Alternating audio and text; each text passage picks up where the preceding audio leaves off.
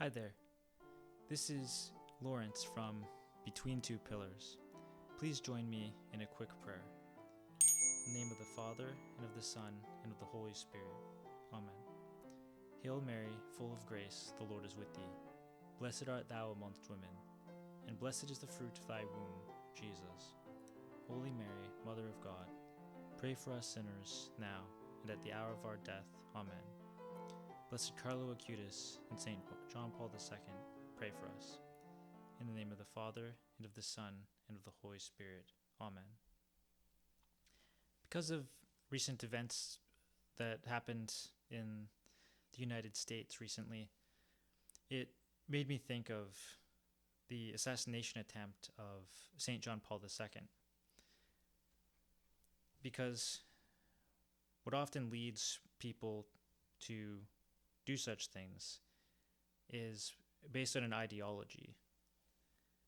Ideologies, if brought to their fullest error, can lead to extreme hatred and delusion.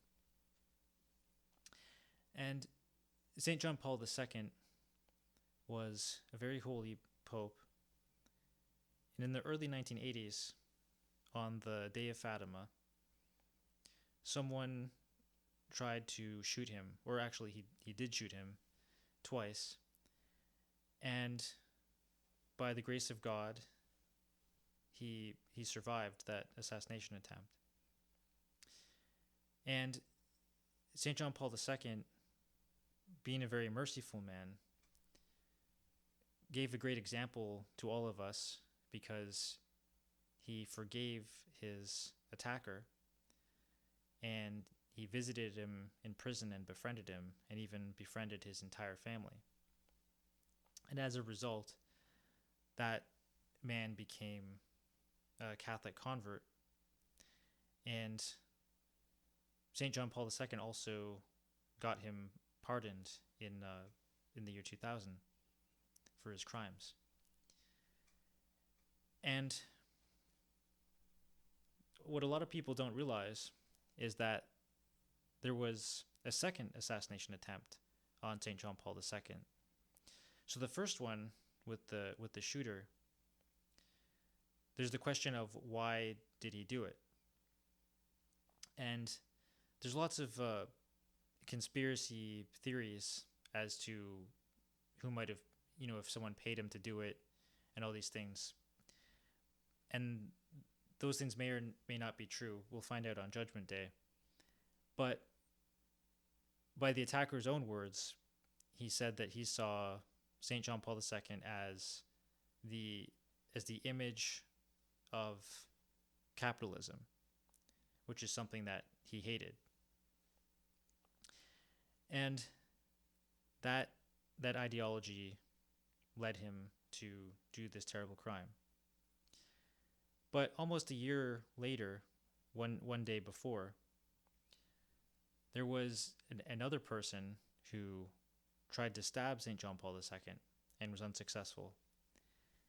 And he had a different ideology that led him to this hatred, where he saw St. John Paul II as an evil man who was trying to destroy the church with all the changes of Vatican II. The interesting thing about these two attackers is, even though their ideologies were in some ways opposite on the political spectrum, yet it led to the same hateful action. And I think that's something we all have to keep in mind, that the devil doesn't really care what ideology we are more likely to believe. What he cares is that we replace the love of God and love of neighbor with hatred.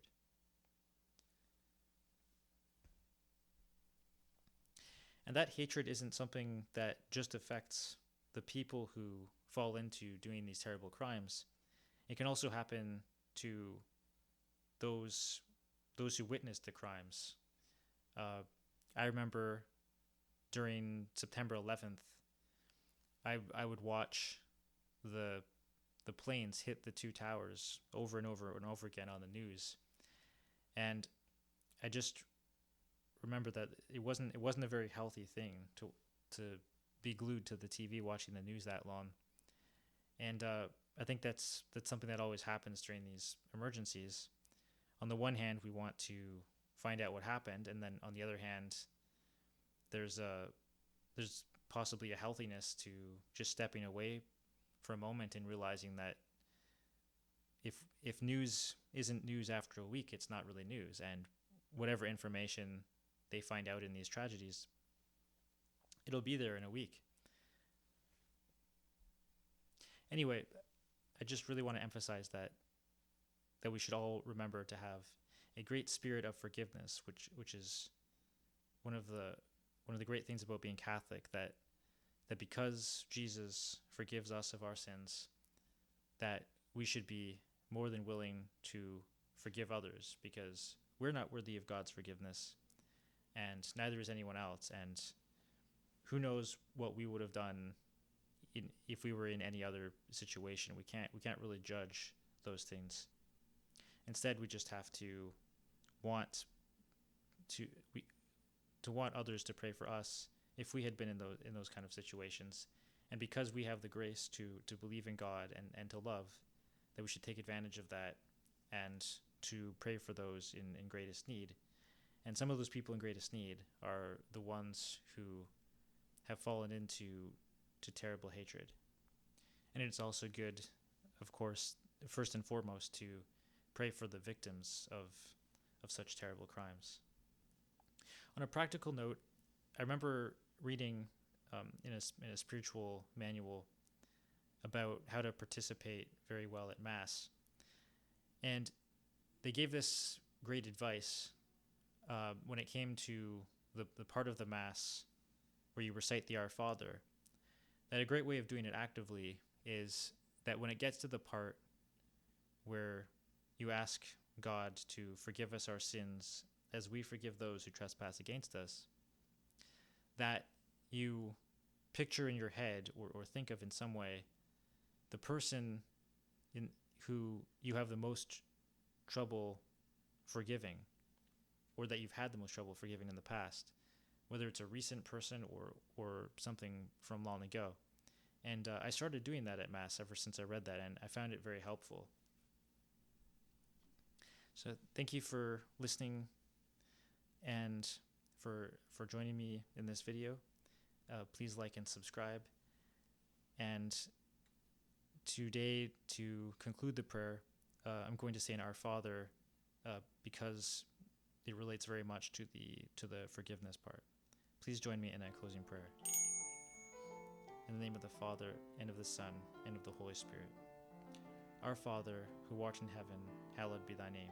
Thy kingdom come, thy will be done, on earth as it is in heaven. Give us this day our daily bread, and forgive us our trespasses, as we forgive those who trespass against us. And lead us not into temptation, but deliver us from evil. Amen. Immaculate Heart of Mary, pray for us. Blessed Carlo Acutis and St. John Paul II, pray for us. May the divine assistance remain with us always, and may the souls of the faithful departed to the mercy of God rest in peace. In the name of the Father, and of the Son, and of the Holy Spirit. Amen.